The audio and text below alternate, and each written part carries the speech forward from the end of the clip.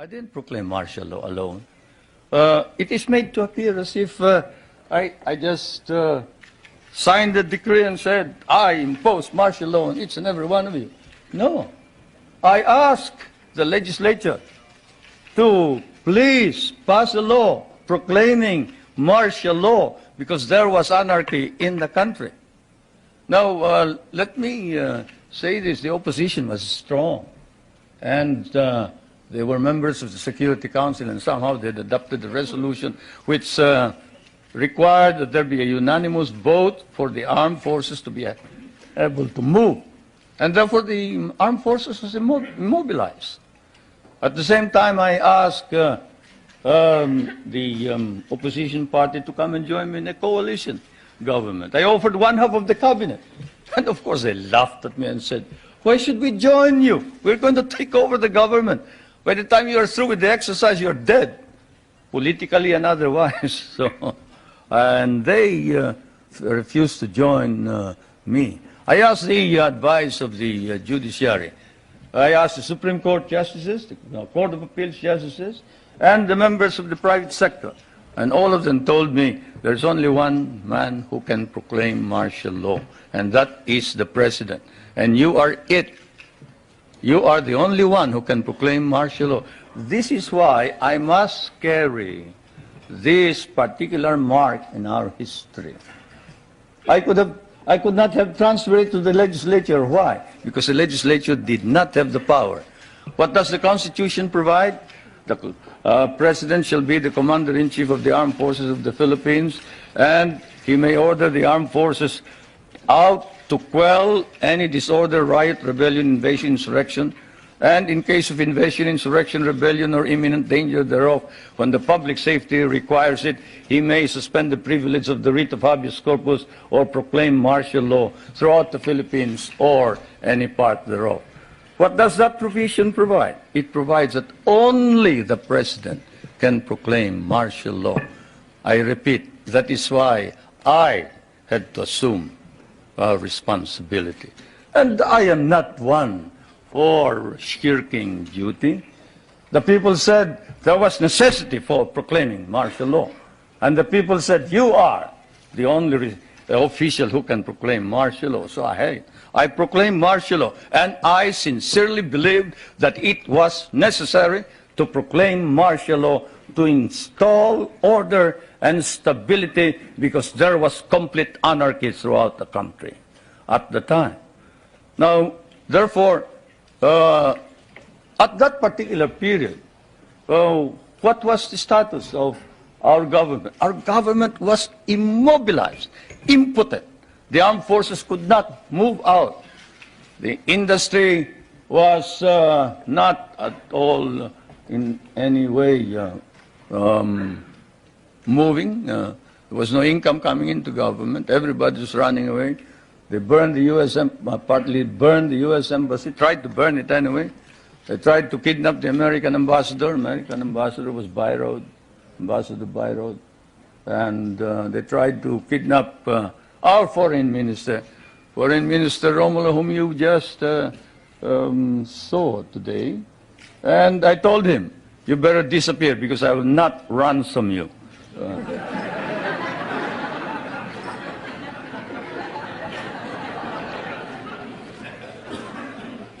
But whatever it is, they burned the Manila International Airport, they bombed the Supreme Court, they bombed the Constitutional Convention, they bombed the City Hall, they burned part of Malacanang Palace, they attempted to kidnap my children, they attempted to kill the President 8 times.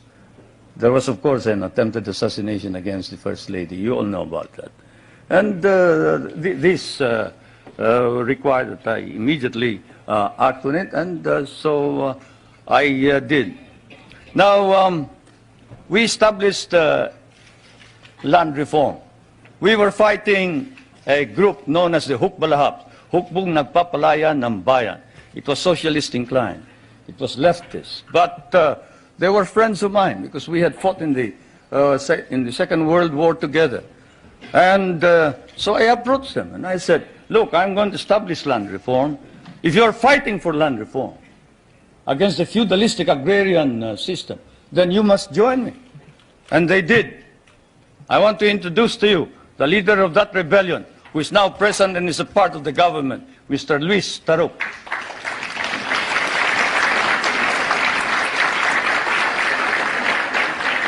He is a member of the National Assembly. One reason why he ran to the hills, according to him, was he was elected as a member of the old legislature and he was not recognized as such. He and the others. Now I want to introduce to you another leader of the Free Farmers Federation, which is also composed of farmers who wanted reform, but who are fighting for reform, but who are now joining in the effort to establish political stability and economic prosperity throughout the country, and who was Dean of the College of Law of the University of Ateneo, but abandoned his deanship in order that he may join in the effort to attain the noble mission of this new society. I refer to National Assemblyman Jerry Montemayor,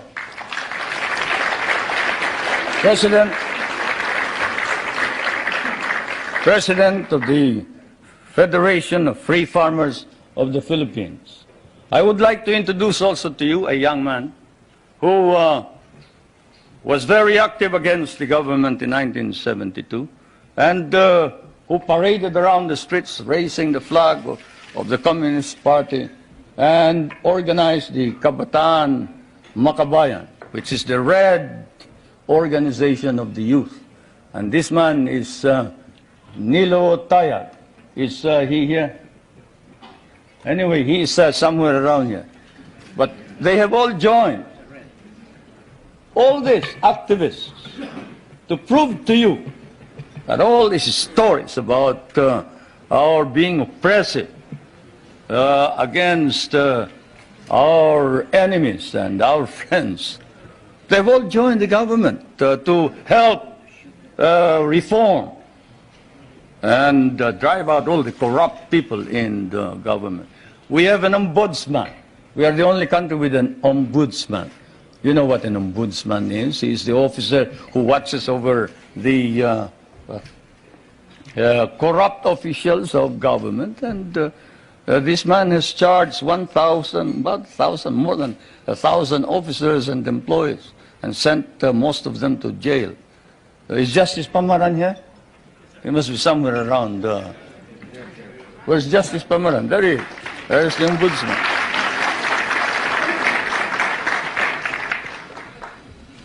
And we have not deprived anybody of private property. On the contrary, while we are a free enterprise society, we have an egalitarian base. We recognize private property, encourage private initiative. Our Constitution explicitly recognizes the importance of developing the national economy and protecting the patrimony of the nation.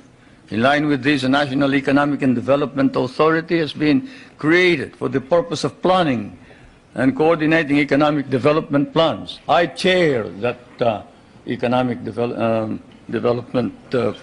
Commissioner.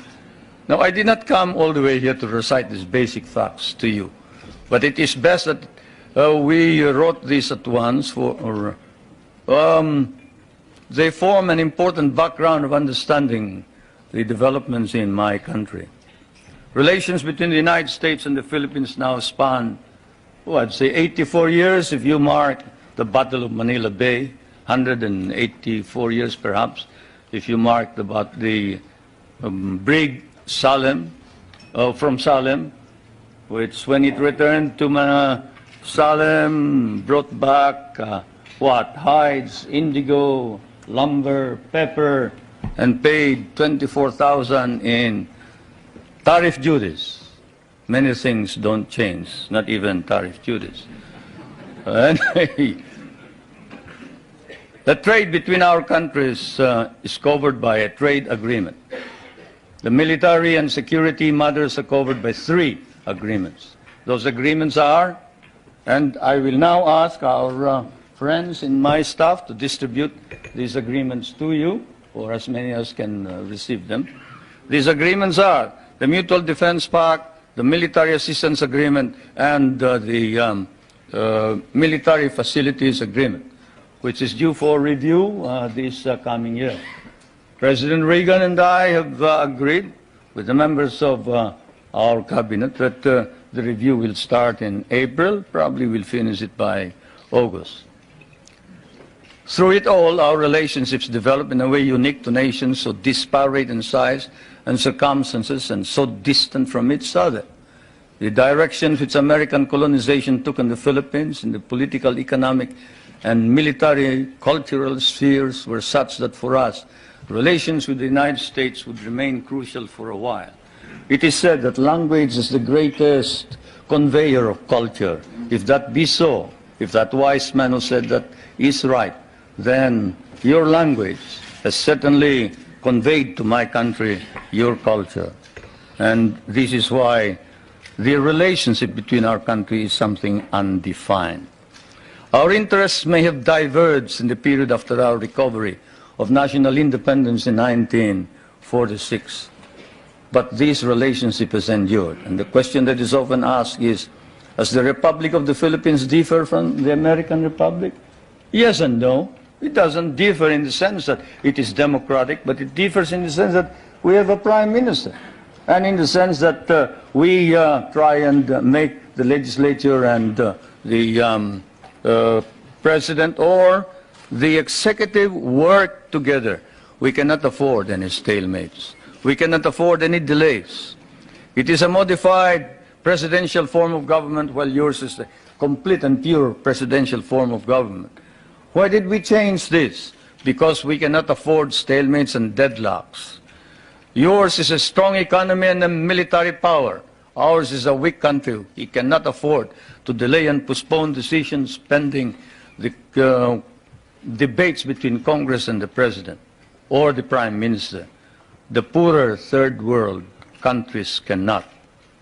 And so, my friends, that is the situation. I am now going to ask also that my staff distribute to you the social and economic indicators of my country in showing to you the dynamism and the vitality of our economy. We have changed our economy such that we hope to be able to be self-sufficient. We were importing rice before. The last time we imported rice was in 1976, 77.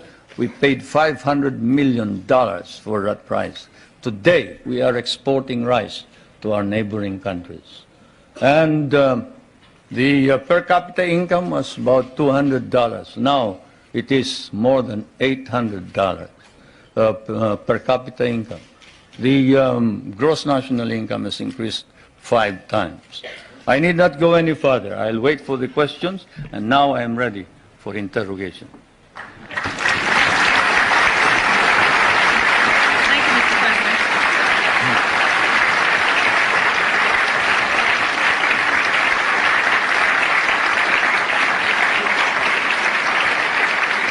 Thank you, Mr. President. Please give us details on your meeting with President Reagan. Did you seek any firm commitments? Did you get them? Well, a firm commitment as to when we are going to review the basis, yes. A firm commitment that a mechanism be set for the study of our economic problems, yes. Because, as you know, the reason we have a deficit in our balance of payments is the commodity prices went down because of your domestic deflationary policies, your interest rates. But all of this can be worked out, and so it has been agreed. Secretary Reagan of the Treasury is going to meet with our foreign minister, who is also prime minister, regularly. The next meeting is next November, I think. So we have worked that out. The national security matters will be worked out by the defense minister. The 2 defense ministers are also meeting in November. Those are the specific ones. We have also entered into a tax agreement and air agreement. This afternoon, tomorrow, there will be some kind of agricultural agreement. As you know, we have one of the most modern and biggest concentration of agricultural and natural scientists in Asia. This is in Los Baños, the University of the Philippines. And we have biogenetics, we have plant engineering, we have, name it. You remember that the International Rice and Research Institute is based there, and that it was the one that produced the new type of rice which produced the rice green revolution. And we help your scientists produce the corn that can fight mildew. When your scientists could not produce it, we did. That center is going to be developed. We are also hoping to be able to exchange technology on non-conventional energy and other matters. It has been reported that your government will seek $2 billion in rent from the U.S. for the Philippine bases. Is this an accurate report? No, it is not. We have never talked about figures. Louder and clearer. We can understand the question. The question was, is it correct that we have demanded $2 billion in the rent? The answer is no. We haven't quoted any figure. What we have asked is this. We want a study. What is it that is necessary in order that we can perform our job? You and I know that if the Philippines is attacked, the United States is not necessarily bound to immediately react, because the provision of the Mutual Defense Pact is that you will immediately take steps as is necessary to meet the contingency in accordance with your constitutional processes. What does that mean? That means that you go to the Senate and the House of Representatives. What does that mean? That means delay while we are dying there.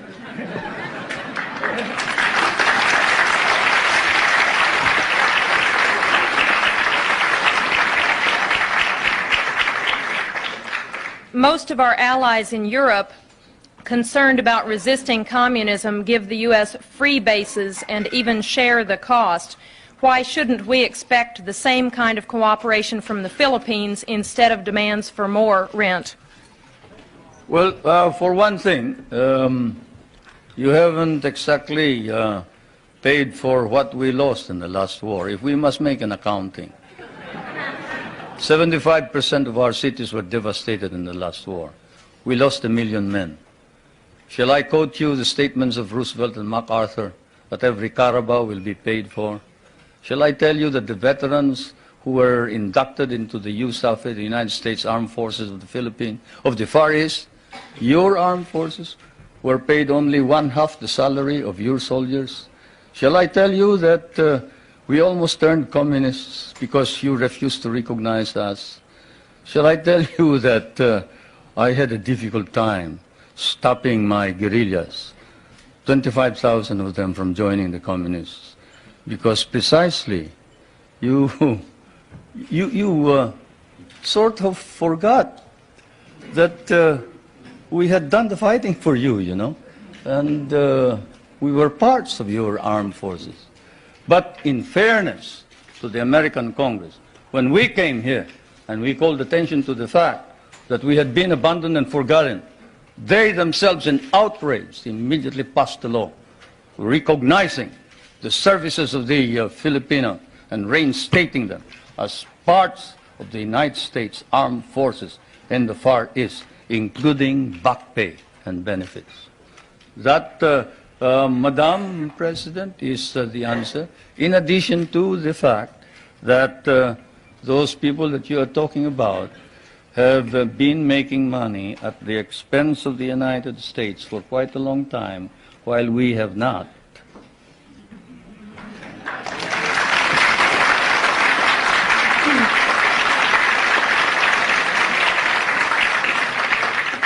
After the attack on Pearl Harbor, U.S. bases in the Philippines could not be defended.